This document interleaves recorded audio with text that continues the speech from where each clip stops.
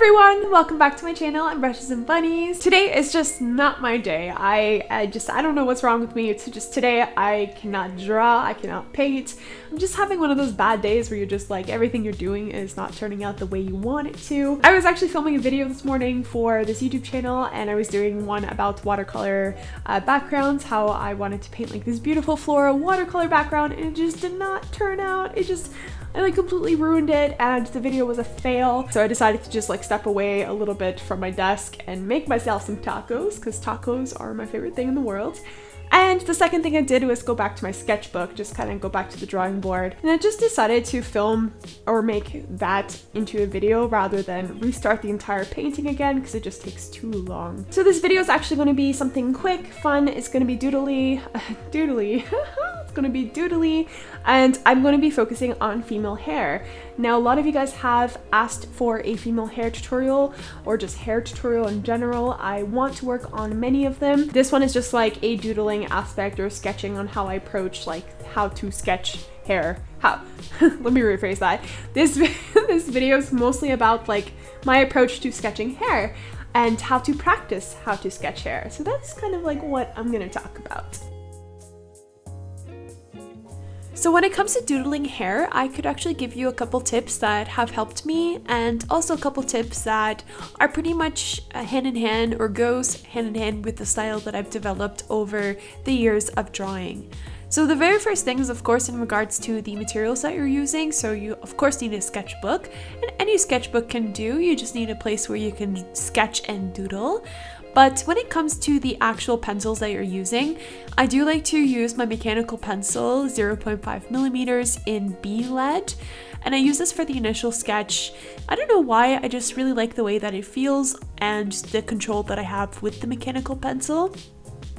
And the other type of pencil that I do use when it comes to hair is actually my 8B graphite pencil, and I use the Faber Castell 9000 for this.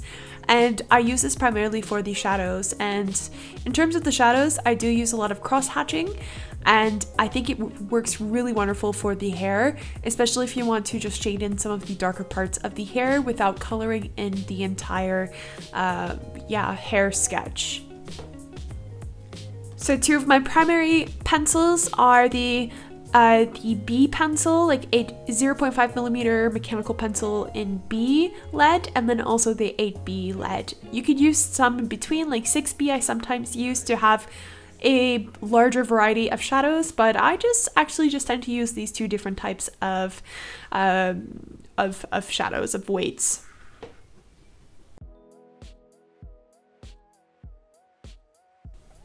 When it comes to actually doodling hair, I do have a specific technique that I do use, and that is to start off by sculpting the general like forehead or the shape of the hairline around the person's head or the character's head. And this is where I will start with the hair. I typically start with like the bang area or the forehead area, I guess you can say. And I will start to draw the strands outwards or downwards, depending on the type of hair. If the hair is up in a bun or if it's down loose, then the way that I move the pencil will be according to that style. But typically I start off by kind of outlining the basic shape of where the hairline will be, and then I progress from there. Again, this does depend on your style, and if you have a more realistic style, or if you have a maybe like, I don't know, manga or anime, is of course going to be much different.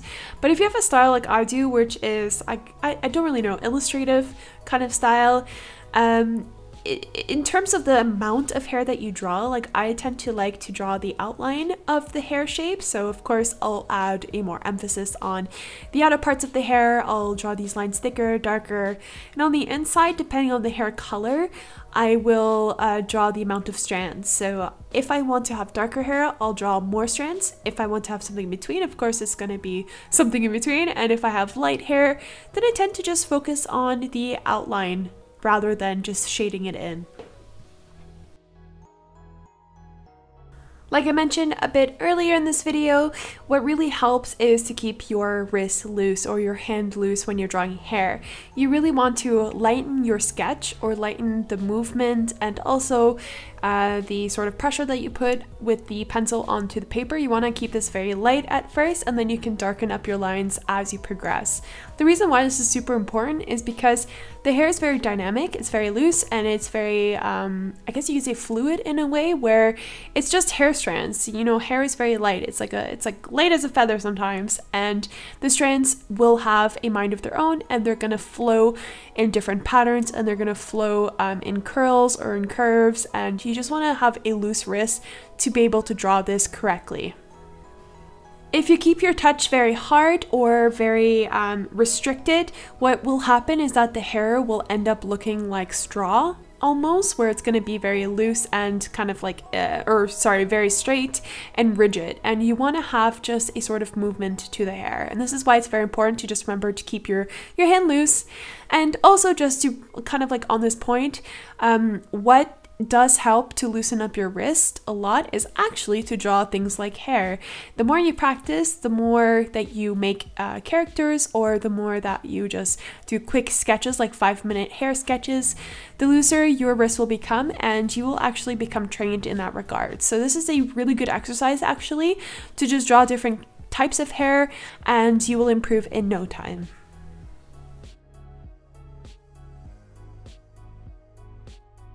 The last point I want to touch upon is basically in terms of how do you know what type of hair to draw. I can remember way back when I first started drawing characters, especially female characters, I just thought that drawing hair was really complicated, and I did not get, you know, what type of hairstyle to draw, or like how I would decide, you know, how short it should be, how long it should be, how curly it should be, where does the hair fall from the from the hairline, and so on and so forth. So that was always a challenge for me to understand, and I would often go through these like books and also reference photos to get a good understanding of how hair worked.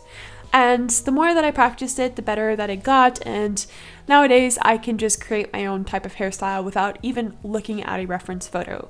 So kind of advice for you guys from me would be to for sure familiarize with different types of hairstyles out there. A good source of reference photos is of course Pinterest. I always say Pinterest.